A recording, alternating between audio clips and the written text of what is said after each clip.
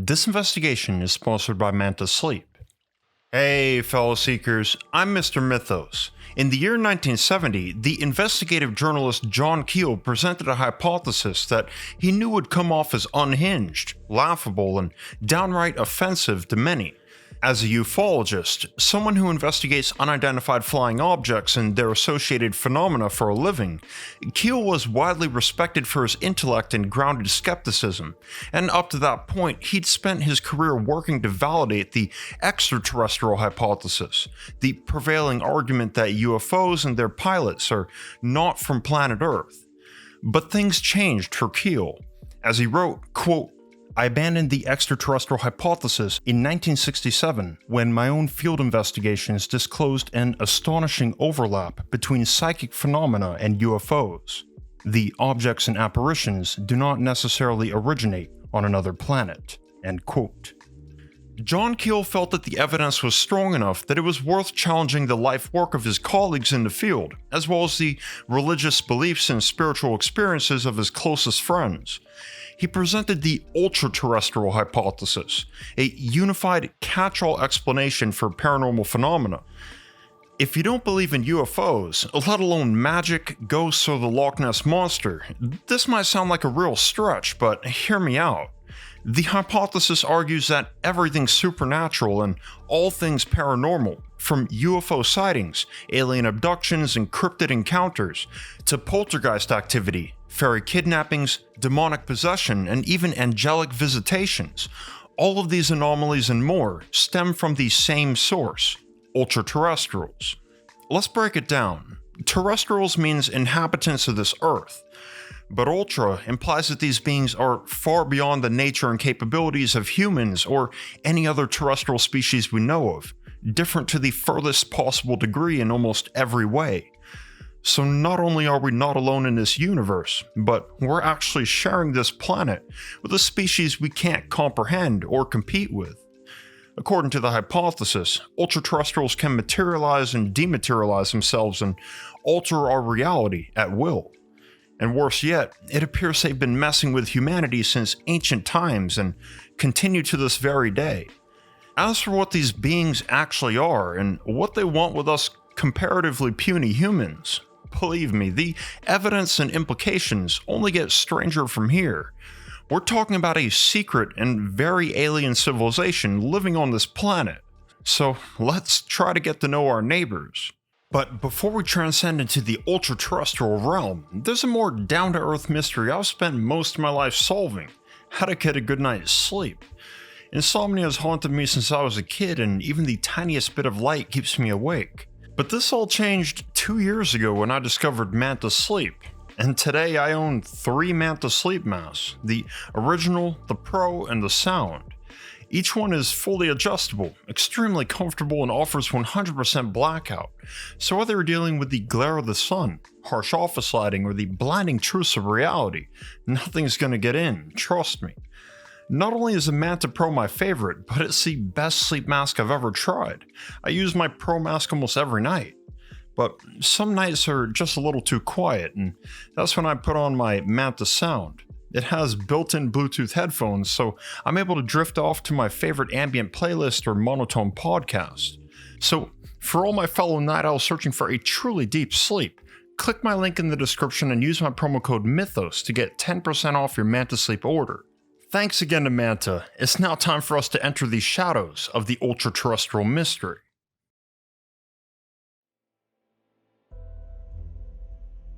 Ancient, invisible, shape-shifting psychic energy beings living on Earth.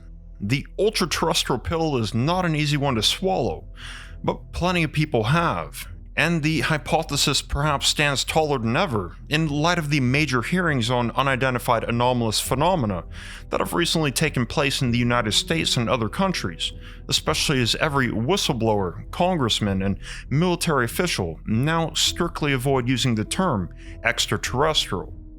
John Keel was the first to coin the term ultra-terrestrial in 1970, and his prolific work from there on out largely ended the UFO community's near universal acceptance of the extraterrestrial hypothesis. Many of you have probably never heard of the term, but there's no doubt that most of you are familiar with the idea that aliens might actually be extra-dimensional or interdimensional beings. This idea is nowhere near as provocative and controversial as the ultra-terrestrial hypothesis, though, but the two are directly related. So much so that when you read into what many of the major proponents of the interdimensional UFO hypothesis actually talk about, you might realize that their ideas and arguments aren't so open-ended. They're specifically describing ultra-terrestrials, long before John Keel would give them that name.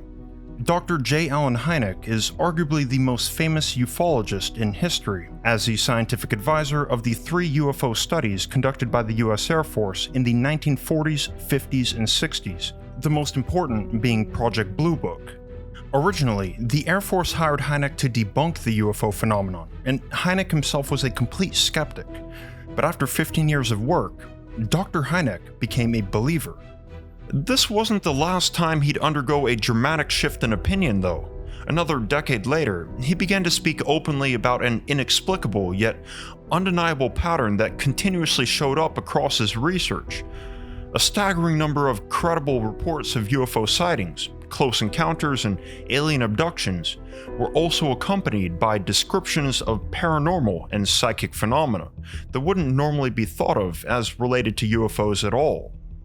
Why was it that so many people reported poltergeist activity in their home, ghosts materializing and walking through walls, and telepathic communication with spirits immediately before or after a close proximity encounter with a UFO?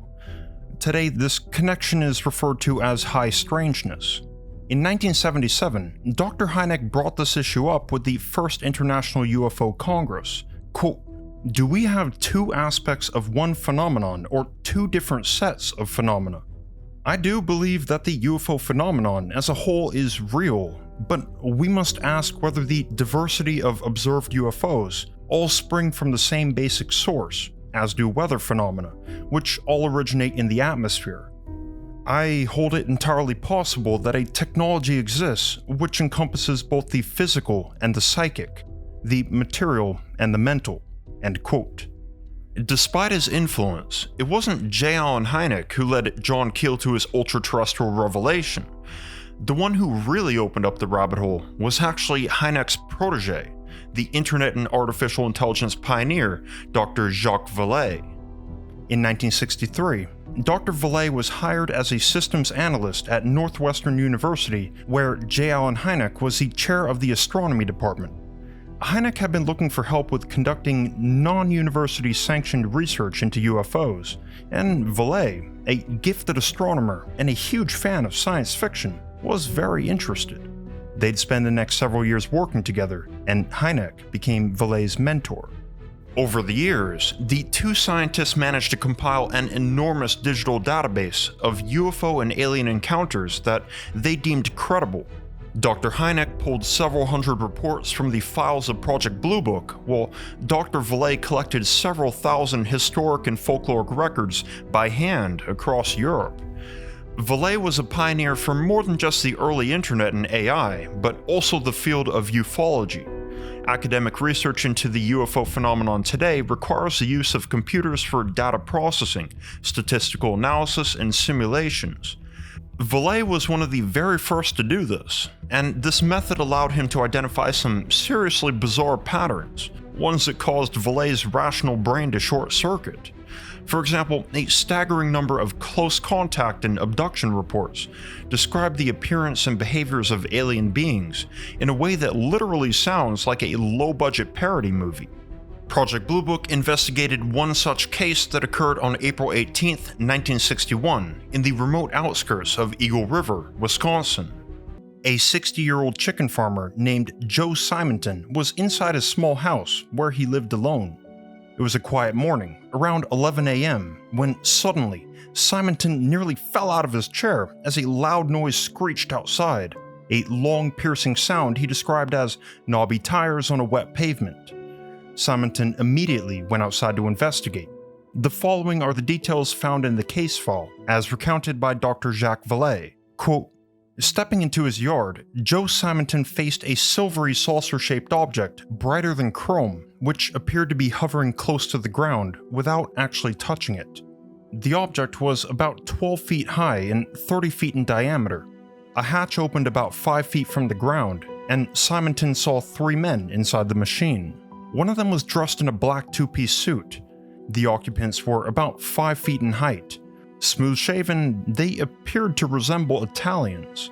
They had dark hair and skin, and wore outfits with turtleneck tops and knit helmets. One of the men held up a jug, apparently made of the same material as a saucer. His motions to Joe Simonton seemed to indicate that he needed water. Simonton took the jug, went inside the house, and filled it. As he returned, he saw that one of the men inside the saucer was frying food on a flameless grill of some sort. The entire ship was black, the color of wrought iron. Simonton, who could see several instrument panels, heard a slow whining sound, similar to the hum of a generator. When he made a motion indicating he was interested in the food that was being prepared, one of the men, who was also dressed in black but with a narrow red trim along the trousers, handed him 3 cookies, pancakes, about 3 inches in diameter and perforated with small holes. Simonton ate one of them and thought it tasted like cardboard. The whole affair lasted about 5 minutes. Finally, the man closest to the witness attached a kind of belt to the hook in his clothing and closed the hatch in such a way that Simonton could scarcely detect its outline. Then the object rose about 20 feet from the ground before taking off straight south, causing a blast of air that bowed some nearby pine trees. Sheriff Schroeder affirmed that the witness obviously believed the truth of what he was saying and talked very sensibly about the incident, end quote. Thankfully, Simonton neither threw away nor finished the breakfast he'd been given. He immediately contacted the local police and provided a statement, after which they confiscated the 2 remaining pancakes as evidence.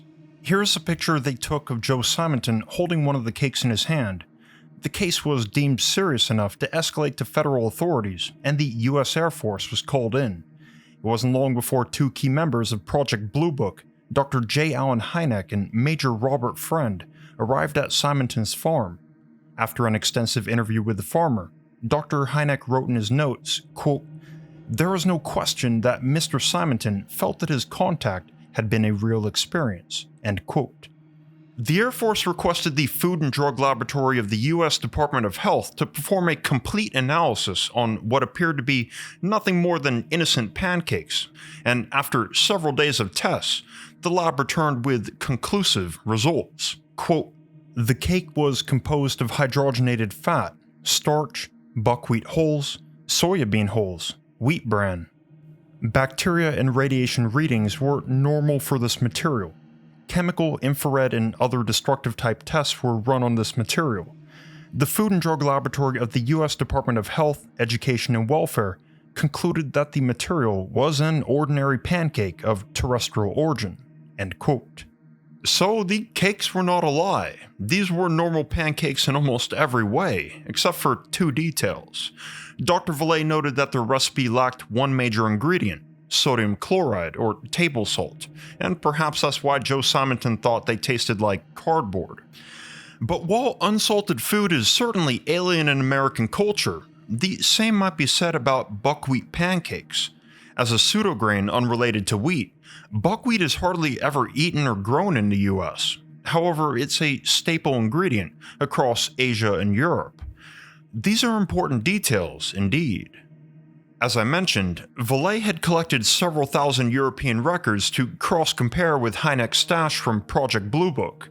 Prior to this new project, Vallée had become intensely fascinated with the ancient origin of the UFO phenomenon, due to his data suggesting strong links with older, well-established descriptions of paranormal and supernatural phenomena. Vallée decided to travel back to his home country of France to dig up cultural records. He contacted booksellers all around Paris, eventually accumulating an impressive library of centuries-old records and esoteric writings. When he returned to the United States, Vallée moved to Phase 2 of his plan, to compare what he found with the modern accounts of Project Blue Book. It was 1969, and this early computer user booted up his machine to process the data and run his analyses. Despite their origins separated by thousands of miles, hundreds of years, cultures, language barriers, and literary nature, the statistical analysis revealed connections. Dr. Vallée found that similar accounts of alien visitors cooking buckwheat pancakes for humans had been recorded by the Bretons, a Celtic ethnic group living in Brittany, France's northern peninsula. Breton folklore prior to the Industrial Revolution not only contained countless references to buckwheat, their staple crop, but it continuously spoke of visitations and interactions the Bretons had with fairy-like entities they referred to as fions. Notably, the fions were known to cook buckwheat pancakes for humans, especially as a means of holding up their end of a deal. Here's just one example. Quote, "Once upon a time, a black cow belonging to little cave-dwelling fions ruined the buckwheat field of a poor woman who bitterly complained about the damage. The fions made a deal with her. They would see to it that she would never run out of buckwheat cakes, provided she kept her mouth shut. And indeed, she and her family discovered that their supply of cakes was inexhaustible. Alas, one day the woman gave some of the cake to a man who should not have been entrusted with the secret of its magical origin, and the family had to go back to the ordinary way of making buckwheat cakes." End quote. In case you're wondering, buckwheat cakes are indeed pancakes, and Breton lore isn't the only folk source that links fairies with this light and delicate food, fitting for their ethereal nature. Another good example would be The Fairies, a famous Irish poem written by William Allingham in 1883. And note that this poem also clearly describes the European belief in fairy kidnappings, perhaps a pre-modern description of a UFO abduction. Quote, "Little men, wee folk, good folk, they live on crispy pancakes, going up with music on cold starry nights to sup with the queen of the gay northern lights. They stole little Bridget for 7 years long. When she came down again, her friends were all gone. They took her lightly back, between night and morrow. They have kept her ever since." End quote. In traditional Celtic fairy legends, the details of fairy food and diet are extremely important. It's easy to find references to the idea that fairies grow their own grains, that they love to bake and cook, and that they often gift humans these light, bready goods in exchange for helping them. Moreover, it's been believed throughout history that fairies can't stomach salt at all and won't cook with it or eat food that contains it. And to go full circle, fairies are thought to only drink pure water, which is, of course, what Joe Simonton filled up a jug with on request from his short-statured alien visitors. Here it's important to make clear that in Celtic and other European folklore, fairies are not believed to be physical material beings. They're thought to be magical spirit beings, far more ancient than humans, who possess the ability to manifest themselves in our physical realm and interact with everything here. According to the legends, fairies live on this earth in a dimension parallel to our own, a place called Fairyland. In his 1969 book, Passport to Magonia, Dr. Vallée described the supposed nature of this place. Quote, "It is a remote country, an invisible island, some faraway place, a sort of parallel universe which coexists with our own. It is made visible and tangible only to select people, and the doors that lead through it are tangential points, known only to the fairies." End quote. Here, Vallée mentions something important, the fact that there are countless folktales and even first-hand accounts across Europe and its distant history, in which humans have been able to access Fairyland. But it's never possible on their own accord. No human is able to enter Fairyland without the involvement of a fairy. According to the folklore, this might be by means of a friendly invite, a fairy's desperate request, a reward for helping a fairy, a deal made with the fairy, or trickery performed either by the fairy or the human. But most often, the human might simply be abducted. This rather profound connection between fairies and UFOs is well known today, thanks to Vallée becoming obsessed with it, and devoting many of his works to exploring one of the greatest mysteries in recorded history. Quote, "When the underlying archetypes are extracted, The saucer myth is seen to coincide to a remarkable degree with the fairy faith of Celtic countries, and the widespread belief among peoples concerning entities whose physical and psychological descriptions place them in the same category as present-day UFO nods." End quote. Unfortunately, this paradigm shift led Dr. Jacques Vallée to be ostracized from the UFO community for years. In his own words, he felt like he'd become a heretic among heretics. This dramatic change of mind was as uncomfortable for others as it was for himself, though, as he'd invested much of the decade prior leading the charge as one of the extraterrestrial hypothesis' biggest proponents. Like J. Allen Hynek and John Keel, Dr. Vallée had spent years trying to validate it, but his studies repeatedly ended with evidence to the contrary. In 1969, Vallée felt that he had no choice but to publicly renounce his support for the extraterrestrial hypothesis, reject it, and argue fiercely against it. The first conclusion he settled on was that the extraterrestrial hypothesis had a serious problem of ignoring data. That data appeared to show a statistical connection between UFOs, demonology, angelology, fairy faith, occult beliefs, and psychic phenomena. Vallée also reached a related second conclusion, that UFOs are not physical, but paranormal in nature, and are likely living beings as opposed to some sort of mechanical vehicle or controlled machinery. This mystery that UFOs are alive is one we'll be revisiting in significantly more depth later. These two conclusions led Dr. Vallée to a third, which was perhaps his most novel and influential contribution to what would soon form the basis of John Keel's ultra-terrestrial hypothesis.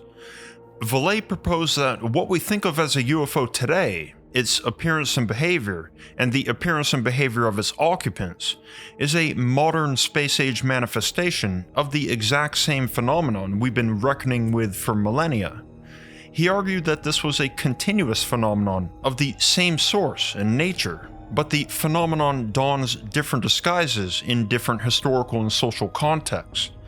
But these are still the same beings, and there are ways to tell. For example, most of us have heard of crop circles, the large geometrical patterns formed from flattened crops in a field, usually a cereal grain like wheat or barley. Often, crop circles are formed overnight. Now, we know that many of these are man-made, but others remain completely unexplained, especially those with multiple people claiming to have witnessed a UFO creating the formation. And at the end of the day, the crop circle phenomenon has never convincingly been debunked. They're most commonly found in Europe, with the heaviest concentration located in southern England. But because clear descriptions of crop circles only seem to date back to the 1900s, this is thought to be an entirely modern phenomenon. The question is that really true? A far older phenomenon was documented for at least 1,000 years across Britain and Ireland, this being the formation of so-called fairy rings. These are rings or other geometric patterns formed from sprouting mushrooms, or sometimes a ring of dark green grass or dead grass, or sometimes a combination. Fairy folklore warns that fairy rings are dangerous places that shouldn't be disturbed or trespassed, and one must be wary of fairies who actively lure humans into fairy rings. Some records describe humans becoming psychologically locked inside the fairy ring, driven to complete madness, or enchanted and fixated with fascination, unable to escape the ring without outside intervention. That said, by far the most commonly recorded consequence of wandering into a fairy ring is that the person disappears. Either they're abducted by fairies and taken away to fairyland, or they're simply turned invisible and are never seen again. There are very obvious connections between folk belief in fairies and the testimonies of UFO witnesses and those who claim to have been abducted by aliens. We're only scratching the surface here. What if crop circles and fairy rings might be two faces of the same phenomenon? What if the same beings have appeared to humans in differing forms, dependent on context? What unnerved Vallée were the implications of this? That these beings carefully choose forms that will resonate with their specific human audience, to elicit a response that'll achieve whatever goal they want to accomplish, Thus, the only way we're able to identify these beings for what they are is through their patterns of behavior. Dr. Vallée warned his peers about this. Quote, "Whether the creatures come down in flying saucers or musical baskets, whether they come out of the sea or the rock, is irrelevant. What is relevant is what they say and do, the trace that they leave in the human witness. This behavior presents us with a sample of situations and human reactions that trigger our interest, our concern, our laughter. Joe Simonton's pancake story is cute. The tales of fairy food verge on the ludicrous. This is a facet of the phenomenon we can no longer ignore." End quote. Vallée realized something very specific and profound: the possibility that absurdity might be a core feature of ultra-terrestrial activity. If ultra-terrestrials are far more intelligent than humans, it would make sense for them to know how we function, our instincts and drivers, all of which can be taken advantage of reliably because it's human nature. All humans rely on logic to navigate life. We want to live in a logical world that functions reliably and consistently, according to these same fundamental principles. Logic guides our decisions, answers our questions, and grounds us with order and predictability in a complex world. Because logic is so vital for our functioning and psychological well-being, the human need for things to make sense is one of our most vulnerable and sensitive weak points, our Achilles heel. If reality stopped making sense, our cognitive frameworks would break down and thrust us into an existential crisis. Because we're so incredibly vulnerable to this, humans have natural defense mechanisms to deal with experiences and information that defy our expectations and beliefs. We cope by rationalizing, denying, dismissing, or mentally disassociating, and we'd sooner question our eyesight and sanity than question our reality. By pitting our logical brain against details and situations that sound unreasonable, laughable, inappropriate, or irrelevant, Dr. Vallée suspected that the ultra-terrestrials could be using absurdity as their primary weapon and strategy against us. Ironically, this makes a lot of logical sense when you think about it. As a weapon, absurdity attacks our rational brain by exhausting it.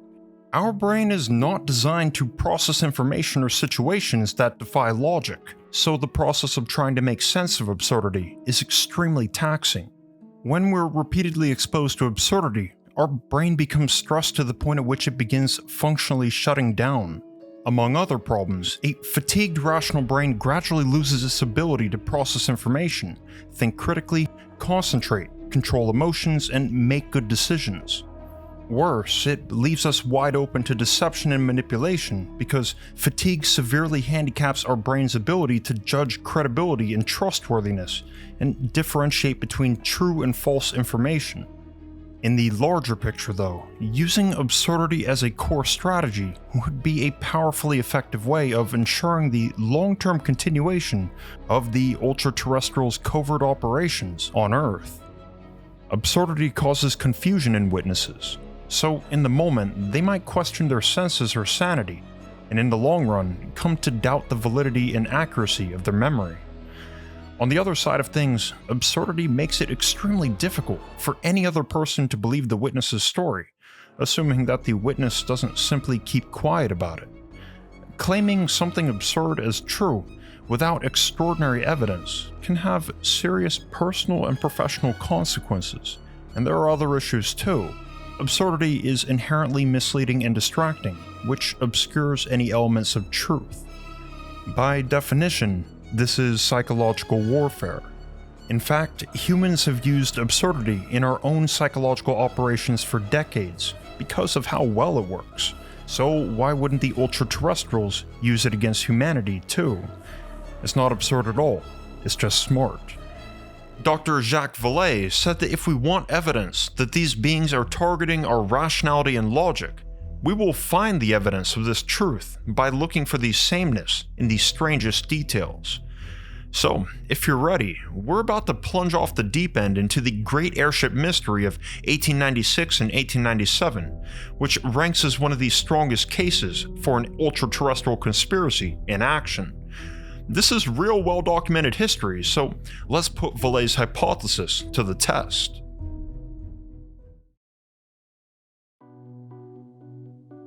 Hot on the trail of Dr. Vallee's findings, in 1970, the journalist John Keel would bring to the table some of the most interesting and convincing evidence of ultra-terrestrials ever published.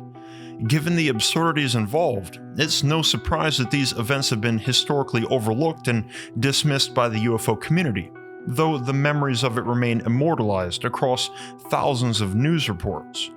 As Keel described in his book Operation Trojan Horse, quote, "The secret of flying saucers was exposed in 1896, not by the phenomenon itself, but by the hidden patterns now revealed in UFO activity of a single week that November. The pattern was a classic of carefully planned confusion and deception." End quote. In the years 1896 and 1897, a great airship mystery took place across the United States. It began in early November 1896 when a stranger visited the prominent San Francisco attorney George D. Collins in his office. Collins described the stranger as a man in his late 40s, standing around 5.5 feet tall, with a slender figure, dressed in dapper clothing, eyes large and dark, and his skin being of a dark complexion. The stranger spoke to the attorney in a manner that made it clear that he was of remarkably high intelligence. He explained to Collins that he'd invented a new type of airship that operated on compressed air and presented to him a number of detailed schematics. Finally, the stranger asked Collins if he'd represent him and help him obtain a patent. This was all very convincing, so Collins agreed. Several days later, during Thanksgiving week, multiple cities across Northern California surged with mass reports of luminous objects and cigar-shaped crafts in the sky. Sacramento residents described multicolored lights weaving in and out of frenzied patterns, and Oakland and San Francisco's own mayors went on record as witnessing an egg-shaped vessel, approximately 150 feet long with 4 arms that resembled rotors, and a massive light beaming from beneath. While tens of thousands saw mystery airships in the sky, others claimed to have encountered them in person, on the ground. A San Jose electrician named J.A. Heron reported that he'd been contacted by the airship pilots to make repairs on the machine at a remote beach location north of San Francisco, and after completing the job, he wasn't paid in dollars, but in flight miles. Heron claimed that the inventor invited him on board and flew him on a 4,400-mile round trip to Honolulu, Hawaii, returning him home in less than 48 hours. Meanwhile, in Camptonville, the Freemason and legendary stagecoach driver William Bull Meek reported that the airship briefly landed in front of his house. Meek was amazed to see the pilot hop out. He described him as a small man, darkly skinned and bearded. They enjoyed a pleasant chat together, and when Meek asked the pilot where he'd come from, the pilot answered that he'd come from the Montezuma Mountains, which is a real mountain range in Nevada. This frenzy swept all of Northern California with fascination, fear, and confusion. No one had any idea what was going on until the attorney George Collins contacted his local news reporters to provide an answer. He explained that the mystery airship that had been haunting the city's skies was none other than his client's invention being taken on a test run. But little did Collins know that his supposed client had paid a visit to an even more well-known San Francisco attorney, the previous Attorney General of California, William Henry Harrison Hart. On November 29th, Hart submitted a signed statement to the San Francisco Call newspaper, quote, "I have not seen the airship personally, but have talked with the man who claims to be the inventor. I have spent several hours with him. He has shown me drawings and diagrams of his invention, and I am convinced that they are more adapted for the purpose for which he claims them than any other invention making such claims that I have ever seen. I asked the gentleman who claims to be the inventor what his desires were in regard to carrying on the business, and he stated that he did not desire any money, that he didn't ask or want anyone to invest in it, that he was not a citizen of California, and that he had come here to perfect and test his airship. I will admit, this is the first time to my knowledge that anybody had anything in California in which he did not want anybody to invest money." End quote. After these events, both Collins and Hart lost contact with their apparent client, the inventor, who'd never actually revealed his real name to them. Based on the fact that the stranger had met with both attorneys prior to the mystery airship's first appearance, only one thing was clear. The stranger had prior knowledge of the spectacle to come, and thus the stranger and the mystery airships were connected. But if he really did invent the airship, why did he disappear? Why were the patents never filed? And why was the airship and its technology never released to the public, and no evidence of its existence was ever found? What if this self-proclaimed inventor was just a frontman for the operation? John Keel pointed toward the fact that the stranger deliberately chose to plant the airship story with George Collins and William Hart, two of the most well-known and respected attorneys in San Francisco. Seeing the chaos and confusion in their community, it would have been expected that Collins and Hart would share what they knew with the public and offer what seemed to be a reasonable explanation. It didn't need to be perfect for the public to accept it. In fact, their answer didn't make sense, because the stranger told the attorneys that he'd only built one airship, yet witnesses saw multiple crafts appear at the same time in different places, and not a single one of these crafts resembled the airship diagrams that were shown to them. Keel argued that the stranger's goal from the very beginning was to take advantage of the two attorneys for their voice and reputation. If the stranger could convince Collins and Hart, they'd go on to convince the public. This is a psychological warfare tactic which John Keel explains in detail, making use of a 2,000-year-old example that's definitely controversial in this context, so heads up to my Christian viewers. Quote, "In hundreds of modern UFO events, we have repetitions of this tactic, which I call the press agent game. In these events, small, dark-skinned, dark-eyed gentlemen appear in an area immediately before or immediately after a flying saucer flap. Examples of the press agent game can be found in the religious and occult lore, going back thousands of years. Weeks before the birth of Christ, 3 dark-skinned men with oriental features arrived in King Herod's court. These were obviously men of wealth and breeding, just like our mystery inventor.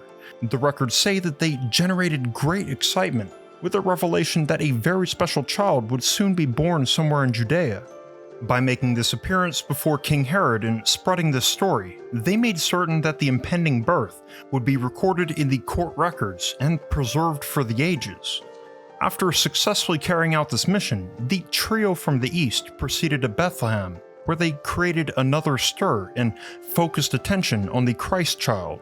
Then, instead of returning to King Herod to report, as they had promised, they went home by another way. Like our mystery inventor, they appeared in the area of action prior to the event. They visited the most important personage they could find.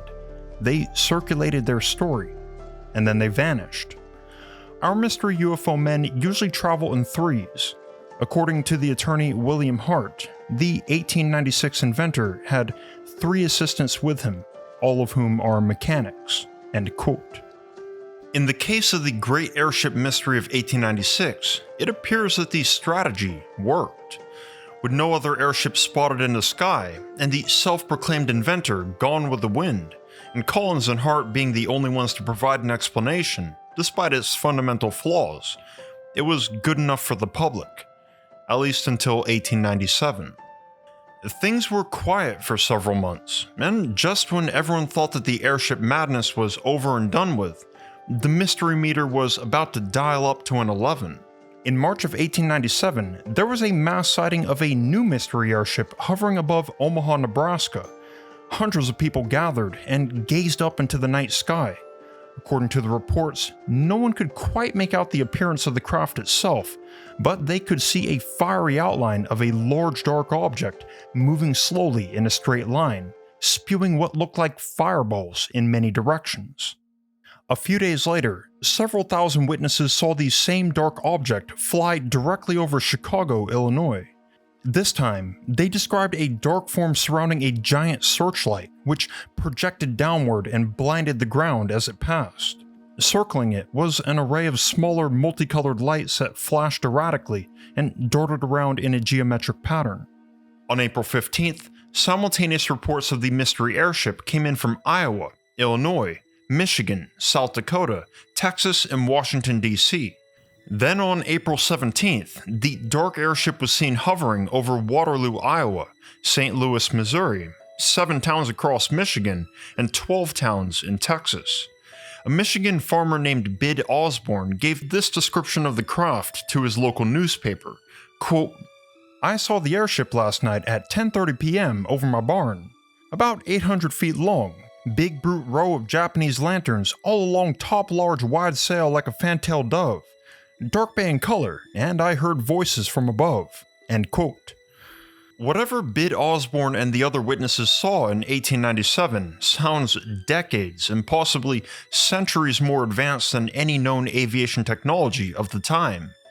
According to the world-renowned authority on the history of aviation, Charles Harvard Gibbs Smith, the only airborne passenger vehicles that could have possibly been seen in North America in 1897 were free spherical balloons, which were small and unlikely to be mistaken for anything else. We can be certain this wasn't what people saw. Similar to the events of the previous year, there were quite a few witnesses to landings, many of whom also reported bizarre interactions with the airship's crew. Their reports clearly describe some sort of powered, controllable, heavier-than-air flying machine. Before the Wright brothers invented the first airplane in 1903, powered flight was generally believed by experts to be scientifically impossible. Obviously, the Wright brothers proved them wrong, but in 1897, this technology simply didn't exist. On April 22, 1897, in Trinity County, Texas, a farmer named Frank Nichols woke up near midnight to the sound of whirring machinery outside of his home. He took one look out the window and was startled at the sight of a massive, strangely shaped craft that had apparently landed in his cornfield and was beaming at him with powerful lights. Nichols headed outside to investigate and was met at his front door by 2 short men holding buckets, staring at him with large dark eyes. Before the farmer could say a word, the men asked Nichols for his permission to fill their buckets up at his well. The farmer was confused, but he told them to go ahead, and as thanks, they invited him to go check out their ship. He was taken aboard by 8 other individuals who explained to him that these ships were a new invention that would be launched to the general public the following year. They told him that the airships were constructed in a small town in Iowa and that the crafts were powered by condensed electricity. Despite asking the crew many questions, Nichols admitted to news reporters that the machinery inside the craft appeared so complicated that he had no understanding of it at all. The previous night, around 1 a.m. on April 21st, a retired Arkansas politician, referred to in the papers as ex-Senator Harris, was also woken up by a loud mechanical noise. And similarly, Harris could hardly believe his eyes when he peered out the window and saw the mystery airship descending onto his property. By the time he made it outside, the craft's occupants were already at his well, filling several buckets with fresh water. There were 2 young men, 1 elderly man and 1 woman. The elderly man had a long dark beard that hung down to his waist, and jet black eyes that stared unnervingly into the eyes of ex-Senator Harris. While the other crew members remained silent, the elderly man began talking excitedly and erratically to Harris about the craft and its invention, repeatedly referencing some story that he claimed had been published 26 years prior in the St. Louis Republic newspaper. According to Harris, this is what the old man told him. Quote, "In that paper, there was an account of a scientific invention made by a gentleman whose name I will not mention, by which the laws of gravitation were entirely and completely suspended. He was offered big sums of money for it by several syndicates in this country, and also had large offers from Paris, London, and many other places. During the time he was considering offers, he had the invention securely locked in a safety deposit vault in New York City.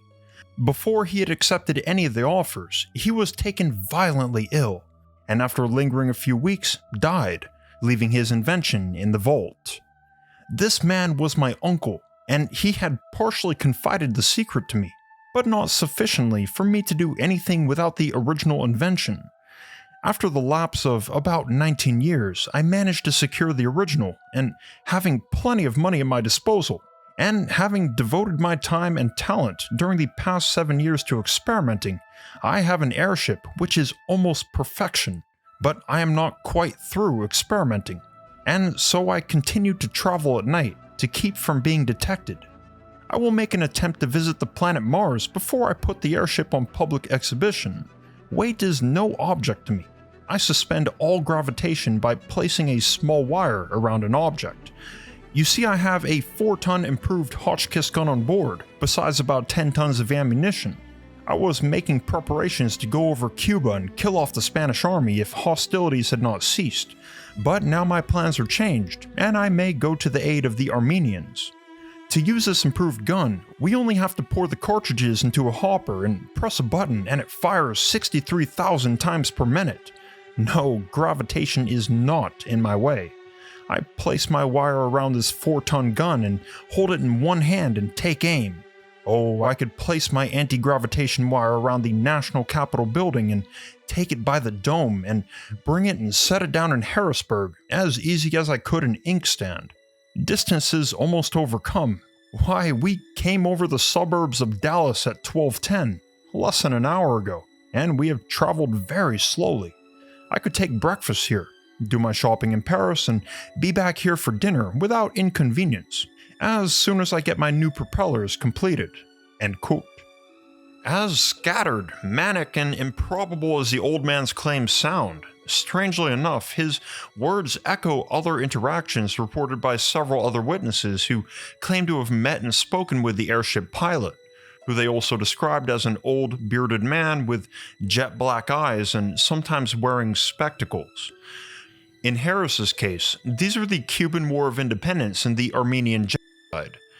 Another commonality was the claim that the airship was a secret invention that would soon be made public.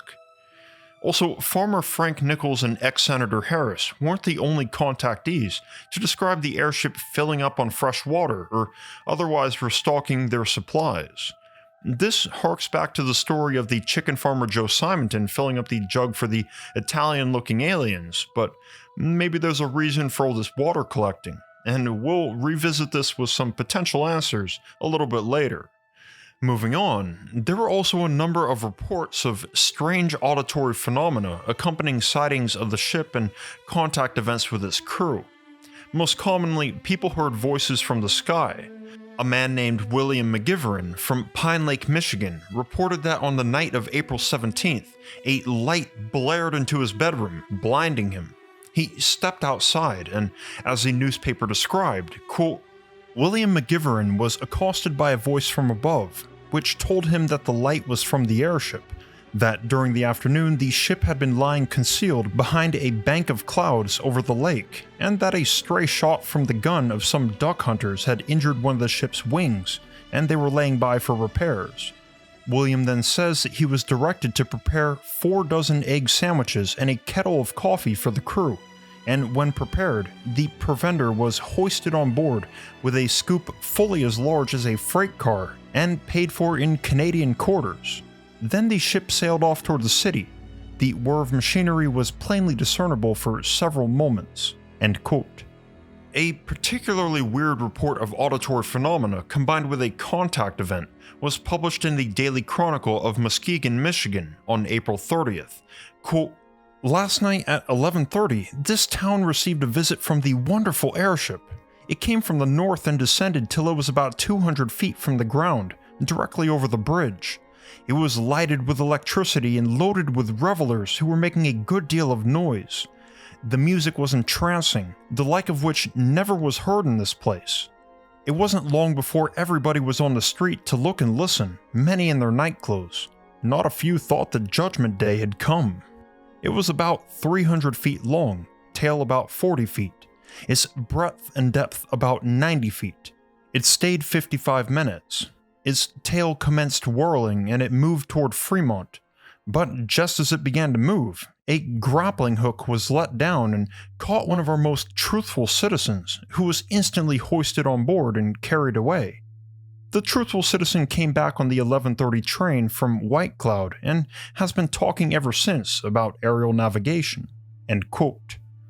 The grappling hook is another one of those ridiculous details that seems straight out of a fantasy movie. This mystery airship pulling up random people as part of its spectacle. But on March 26, 15 miles north of Sioux City, Iowa, one of the earliest mentions of the airship's hooks was recorded. Only this time, the ship was not offering a tour of the skies, but seemed intent on kidnapping a farmer named Robert Hibbard. During the night, Hibbard was walking on his farmland when he saw a dark form with beaming lights headed toward him. He stared at it until it was directly above his head. Suddenly, the craft made a sharp turn and descended rapidly toward him.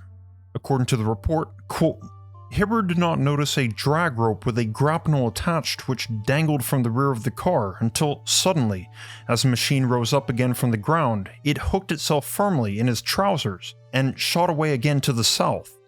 Had it risen to any considerable height, the result, Hibbard thinks, would have been disastrous. On the bank of the dry run, where the farmer finally met his escape, grows a small sapling. Hibbard passed near this obstruction in his flight, and as a last resort, grabbed it with both hands. Instantly, there was a sound of tearing cloth, and the machine went on with a section of Hibbard's unmentionables, while Hibbard himself fell precipitably into the run. End quote. There was a third incident, a month after Hibbard's encounter, that reported a similar rope and hook being thrown down from the ship, though this time its function appeared to be that of an anchor. It was also apparently accompanied by a sailor. The event occurred on April 26 in Merkel, Texas. Quote, some parties returning from church last night noticed a heavy object dragging along with a rope attached. They followed it until, in crossing the railroad, it caught on a rail. On looking up, they saw what they supposed was the airship. A light could be seen protruding from several windows, one bright light in front. After some 10 minutes, a man was seen descending the rope. He came near enough to be plainly seen. He wore a light blue sailor suit and was small in size. He stopped when he discovered parties at the anchor and cut the rope below him and sailed off in a northeast direction. End quote. Reportedly, the anchor was then placed on exhibition at the blacksmith shop of Elliott and Miller, drawing the attention of hundreds of viewers. So again, we're met with strong elements of absurdity. A small man in a stereotypical blue sailor suit climbing down a rope in the sky to cut off his airship anchor that had accidentally become hooked. So why is there an account of the same thing in the Olia Imperialia, an obscure encyclopedic work written in Europe by Gervase of Tilbury in the 13th century? Gervase recounts that during a feast day around 1200 AD in Bristol, England, a rope and anchor plunged down from the clouds. It landed on the ground and dragged until it became caught on a mound of stones. A large crowd of churchgoers gathered and watched in awe as a sailor shimmied down the rope to try to free the anchor. According to the text, quote, when the sailor was about to disengage the anchor, he was seized by bystanders. He gasped in the hands of his captors like a man lost in a shipwreck, and died suffocated in the moisture of our thicker air. But the sailors overhead, surmising that their comrade had drowned, cut the anchor rope after having waited an hour and sailed away, leaving the anchor. End quote. According to the text, the giant anchor was later installed as fittings for the door of the church where the incident took place. There are nearly identical stories going back centuries before this. If you look up the airship of Clonmacnoise online, you'll find a trove of these historical anecdotes in medieval Irish, Scottish, and Old Norse sources. In some of these accounts, the sailor survives, either escaping on his own or through the mercy of the local bishop, who commands his people to let him go. The oldest records of such an occurrence are found in several sets of Irish annals, the year-by-year historical records of Ireland, which date it back to 743, 744, 748, and 749 AD. It's unknown whether these all describe the same event, or similar but separate occasions. Either way, the sailor and his anomalous anchor dropping from the sky were treated in all counts as remarkable and very real occurrences in history. An airship dropping anchor might make sense in 1897, Early airships, also known as dirigibles or zeppelins, were lighter than aircraft filled with gas that allowed them to float in the air. These airships would use what was called sky anchors to slow the airship down or keep it in place.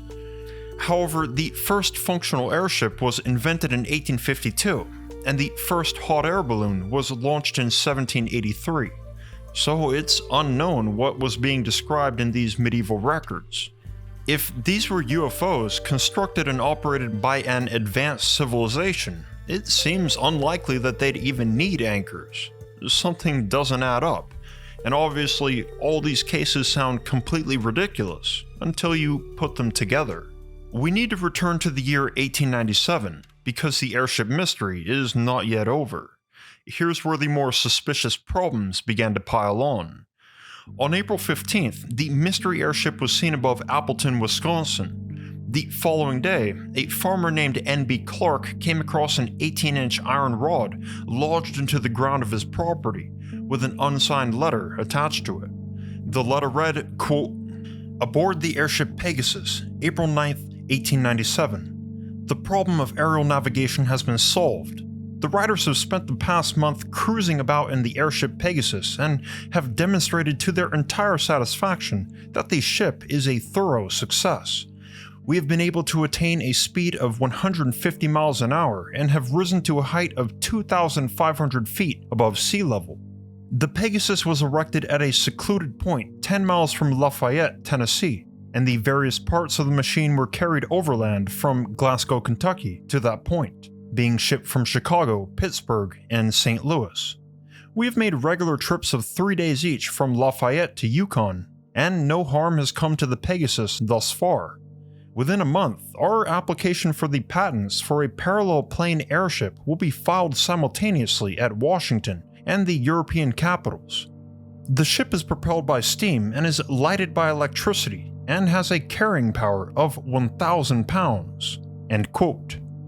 2 days later, on April 17th, a pair of boys spotted a brown paper package high up in a tree in Chicago's Lincoln Park. They climbed up, brought it down, and unwrapped it, revealing a lunchbox. Inside was a half-eaten lunch, and attached to the lunchbox was an expensive engraved card with a gilded image of a boy standing on top of outstretched wings, with the words "Airship" in gold. The inside of the card contained a handwritten message in blue pencil, quote, "Drop from the airship Saratoga, Friday, April 16th, 1897, 9:41 p.m. Due northwest, 2,000 feet, 61 north latitude, 33 longitude, descending, dense fog, drizzling spots." End quote. The card contained no names or other information. It was quickly dismissed as a hoax because the latitude and longitude figures would have placed the airship over Greenland. But newspapers still questioned why someone would have gone through such lengths for a prank. The high expense of printing a gilded card and placing it in such an obscure location.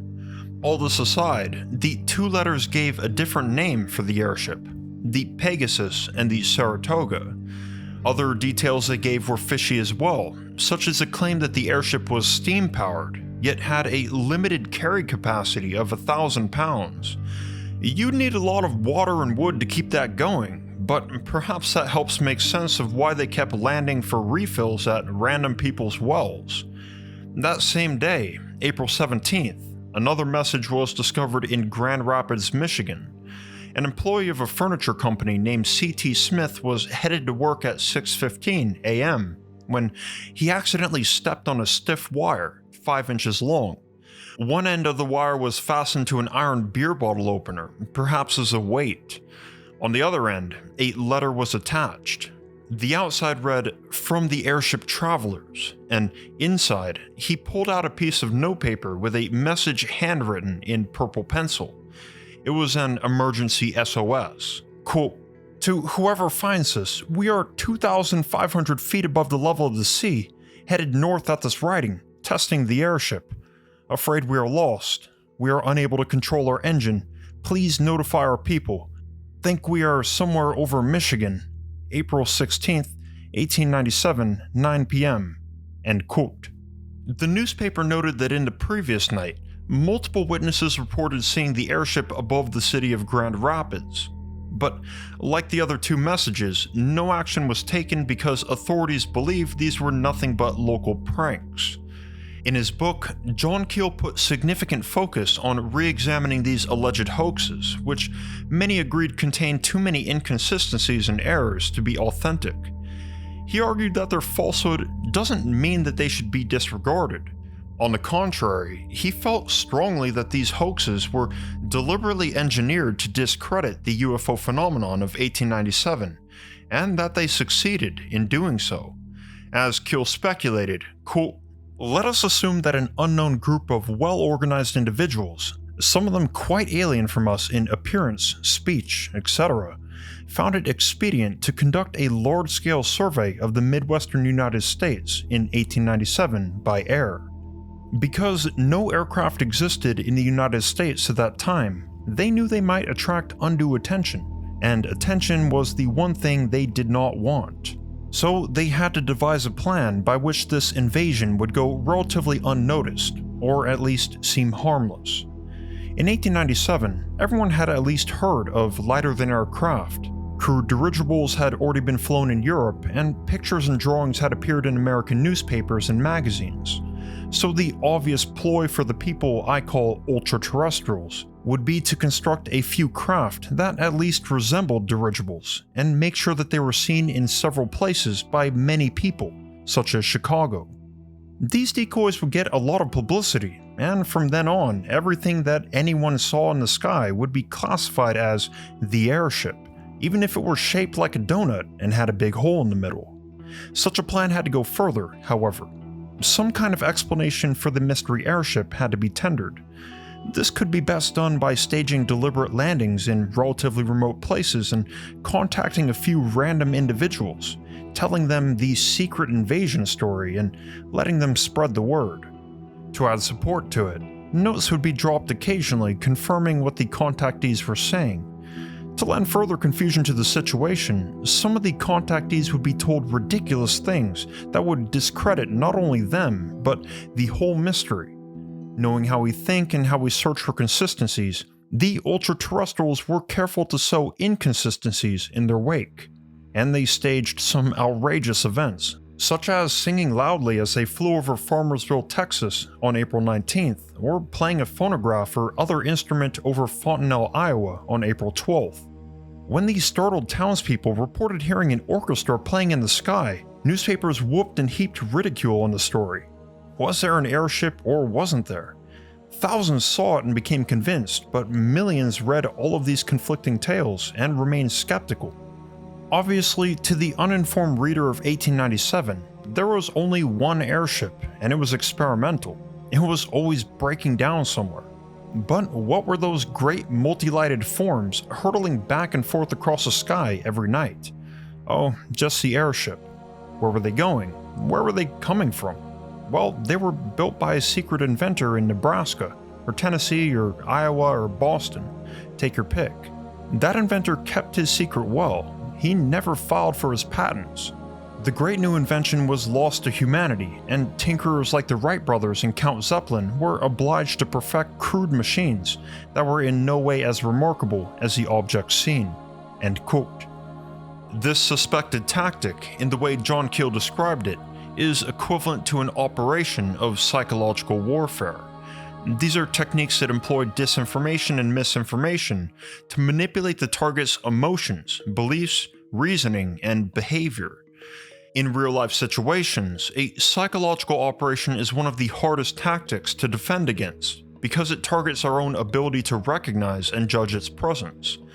The core goal of a psyop is to make us question the validity of our beliefs. So we can understand why John Keel and Dr. Jacques Vallée recognized absurdity as one of the most dangerous aspects of the phenomenon, as it attacks the human need for reality to make sense. However, if the 1896 and 1897 mystery airship events were absurdist misinformation campaigns, this raises major questions as to the true nature of UFOs. What's the difference between a real UFO and a decoy? According to the data, studies, and strongest evidence we have on the subject, What can we be certain of? What is the extent of their powers, and in what forms and fashions have ultra-terrestrials presented themselves to us in modern day?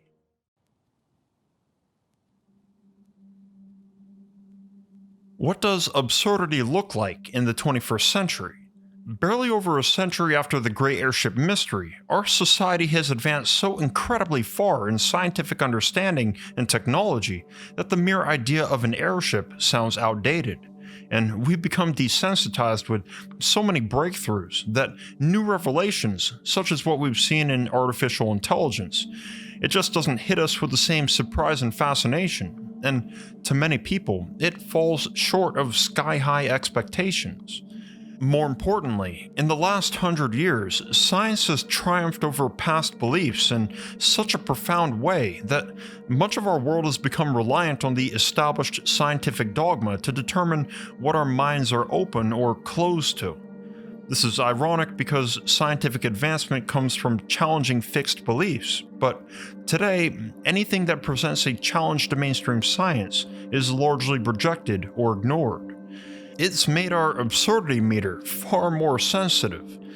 Polls from 2023 show that a significant majority of Americans still do not believe that UFOs exist, despite the US government spending tens of millions of dollars every year researching UFOs, holding a congressional hearing on it, and officially authenticating and releasing multiple videos of unidentified crafts. These videos and their accompanying witness testimonies are among the strongest evidence of the phenomena. However, in the lens of established scientific understanding, everything about them is insultingly absurd. The three most infamous videos of all those released are those of the so-called Tic Tac, filmed in 2004. The footage shows an object 44.6 feet long moving against the wind at speeds of up to 11,800 miles per hour and rotating in ways that grossly violate the known laws of physics. One of the three Tic Tac videos was leaked into an online forum in 2007, where it was mostly dismissed as a fake and forgotten about for many years. That was until the other two videos were released in 2017, and their authenticity was confirmed by both the US Navy and the Pentagon. Yet there are still quite a few people who reject the footage as evidence of anything extraordinary. The primary witness to the event, Commander David Fravor, testified under oath during the US congressional hearing on July 26, 2023. At one point, Congressman Nick Langworthy asked him the question, "Is it true that you saw, in your own words, a 40-foot flying tic-tac-shaped object?" And Commander Fravor responded, quote, "That's correct, and for some people who don't know what a tic-tac is, it's a giant flying propane tank," end quote. Not all anomalous vehicles take the form of giant flying propane tanks though, nor black cigars surrounded by darting lights, or traditional disc flying saucers, or ghostly airships throwing anchors from the clouds. In his book Operation Trojan Horse, John Keel described the mystery of the true form of UFOs and the disturbing implications. Quote, Project Blue Book Report number 14 tackled this problem. Air Force teams ran 434 unidentified reports through a computer, hoping to come up with a basic model. They ended up with 12 very different basic objects. From the thousands of reports compiled since then, it is obvious that there may be 1,200 or 12 million different types. The 12 objects described in report number 14 have rarely been seen since 1955. Our UFO catalog now contains flying cubes, triangles, hexagons, donuts, spheres, objects shaped like giant metal insects, and transparent flying jellyfish. We've got UFOs with wheels, with wings, with antennas, with pointed domes, flat domes, no domes at all. We've got objects of every color of the spectrum. We have just about everything except for a basic assembly line model that has appeared consistently in many years and in many places. In other words, we have thousands upon thousands of UFO sightings that force two unacceptable answers upon us. 1. All the witnesses were mistaken or lying. Or 2. Some tremendous unknown civilization is exerting an all-out effort to manufacture thousands of different types of UFOs and is sending all of them to our planet. I do not accept either one of these answers. While I have rarely heard two independent witnesses describe separate, seemingly solid hard objects in the same terms, many of the descriptions of the luminous, flexible, soft objects are exactly the same." End quote. These soft UFOs, or soft objects as Keel describes, are one of the most common witness descriptions of UFOs, and certainly the ones most frequently photographed or recorded on video, yet most people have never heard of such a thing. But we've probably all heard of the all too common complaint from UFO detractors and enthusiasts alike.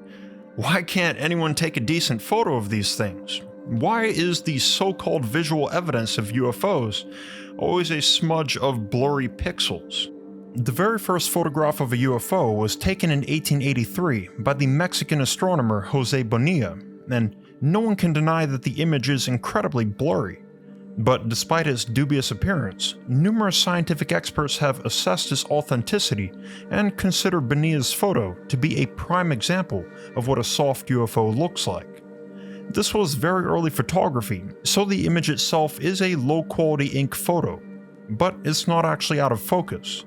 Bonilla focused his lens on the soft UFO. While preparing his telescope for an astronomical study on August 12, 1883, Jose Bonilla noticed several of these objects partially blocking the sun, and he spent the next 48 hours capturing 447 photographs of them. When these were publicly released 2 years later, Bonilla specified that the objects were indeed in focus, and he further explained that he could see through his much sharper telescope that the natural appearance of these objects was fuzzy and misty. He also described dark tails trailing behind the objects as they moved around. John Keel found himself very troubled by this issue. The fact that the soft UFOs have been reported and described in the very same way across the world, which is in stark opposition to the remarkably inconsistent 12 million plus forms of hard UFOs that have been recorded. Keel speculated on what might possibly explain this, with some chilling implications. Quote, "We must assume that UFOs come in myriad sizes and shapes, or no real shapes at all. This leads us to the old psychological warfare gambit once more. If the phenomenon has built-in discrepancies, then no one will take it seriously. I think that some hard objects definitely exist as temporary transmogrifications. They are disc-shaped and cigar-shaped. They leave indentations in the ground when they land. Witnesses have touched them and have even been inside of them. If they are a product of a superior intelligence with an advanced technology, they seem to be suffering from faulty workmanship. Since 1896, there have been hundreds of reports in which lone witnesses have stumbled onto grounded hard objects being repaired by their pilots. In flight, they have an astounding habit of losing pieces of metal. They seem to be ill-made, always falling apart, frequently exploding in mid-air. There are so many of these incidents that we must wonder if they aren't really deliberate. Maybe they're meant to foster the belief that the objects are real and mechanical. Decoys, just as the mystery airships and ghost planes of yesteryear may have been decoys to cover the activities of the multitudinous soft objects. My real concern is with these soft objects. They hold one of the keys to the mystery. There are countless sightings of objects that change size and shape in front of the viewers, or split into several smaller objects, each going off in a different direction. In some cases, this process was reversed. Over and over again, witnesses have told me in hushed tones, "You know, I don't think that thing I saw was mechanical at all. I got the distinct impression that it was alive." End quote. The 1955 publication of Project Blue Book's Special Report Number 14 was widely rejected by the UFO community when it first came out, because its final results felt like an insult. It was, in fact, a breakthrough though, as the most extensive quantitative study performed on the subject. The ultimate conclusion was that UFOs showed no evidence of extraterrestrial origin, nor any evidence of any advanced technology. As much as this sounds like typical government denial, subsequent studies were performed by other researchers who arrived at the very same results. They used technical UFO data to evaluate two hypotheses separately. the extraterrestrial hypothesis and the advanced technology hypothesis. For either one of these two to be proven and accepted, the hypothesis would need to provide a sensible explanation for the data. The problem was that the available data on UFOs did not support any connection to either one. First off, the evidence for an extraterrestrial UFO origin wasn't just lacking, there was none. Moreover, the behavior of UFOs consistently broke every law of physics. They left no heat trails and showed no means of propulsion, while at the same time zipping around at impossible speeds. Radar has recorded UFOs accelerating from 0 miles per hour to 1,000, even 10,000 miles per hour in the blink of an eye, while producing no sonic boom. Other records show that UFOs have the ability to shapeshift in size or form, or split apart and come back together as a single object. And of course, they're known to appear out of nowhere and disappear in an instant. All of this data points far more to the likelihood that UFOs are ghosts, as opposed to the machinations of advanced technology. There's nothing to suggest that UFOs are composed of solid matter. UFOs seem separate from our dimension, even though they materialize here, because everything they do defies the foundations of our scientific understanding, like literal magic. It would then follow that UFOs are in the same paraphysical bucket as ghosts, fairies, demons, and angels. So maybe it makes sense to believe the Pentagon, as shady as it might be sometimes, when they announced in April 2023 that their own study on 650 UFO cases reached the same conclusion: no evidence of extraterrestrial activity or off-world technology. With over 100 billion planets in our galaxy and some 2 trillion galaxies in the observable universe, it would be silly to dismiss the possibility and likelihood that at least a small number of UFOs sighted are extraterrestrial in origin. And it's possible that our governments have found evidence of this and are not disclosing it. But as for the evidence we do have, credible evidence backed by technical records, witness testimonies, and government studies alike, of objects in our atmosphere that can apparently distort reality itself and manipulate time, space, and solid matter, that's a bit beyond our comprehension. But the ultra-terrestrial hypothesis provides some means to explain it. It ties back to the strange world of the occult, where one of the core beliefs shared between mystics, psychics, religious practitioners, and quantum physicists alike is the concept that what we see and experience in our normal reality is far from the full extent of reality itself. Our senses determine how we perceive reality, the world we can hear, touch, taste, smell, and see. In paranormal literature, dogs are thought to be able to sense ghosts, barking or whimpering at invisible entities haunting dark corners. Scientifically speaking, dogs have far stronger and more acute sensory capabilities than humans. Many other terrestrial species have us beat to an even more extreme degree, such as the mantis shrimp, who can detect ultraviolet light, polarized light, and 4 times as many colors as we can. Human senses are tremendously limited, so we use advanced scientific instruments to sense reality further. But there are always limits. Ultra-terrestrials may be denizens of Earth whose plane of reality exists in a higher dimension, vibrational frequency, or spiritual level compared to ours. That would explain why our senses and scientific instruments remain blind to their realm and their existence, and why ultra-terrestrials can enter our realm and manipulate it as beings of the higher reality. Is it really a stretch to believe this, if it's exactly what our ancestors believed for thousands of years? Since the oldest historic records, humans in virtually every culture and geographic location have spoken of paraphysical entities as a fact. Gods, demigods, demons, angels, fairies, and ghosts are the ones most of us associate with ancient belief. But if this has been a consistent phenomenon, what about UFOs? Well, the visual form of an airborne object, what we'd associate as a UFO as opposed to any of these other supernatural entities, dates back much further than most people are aware of. The oldest written description of a UFO is thought to be the ancient Egyptian victory stele of Thutmose III, written around 1479 BC. It reads, quote, There were two observers. A star fell, falling to their south. The like had not happened before. It struck them opposite to him. None could stand there. It went after them with fire in their faces. None of them offered resistance, and none looked back. They no longer had horses, which had bolted." End quote.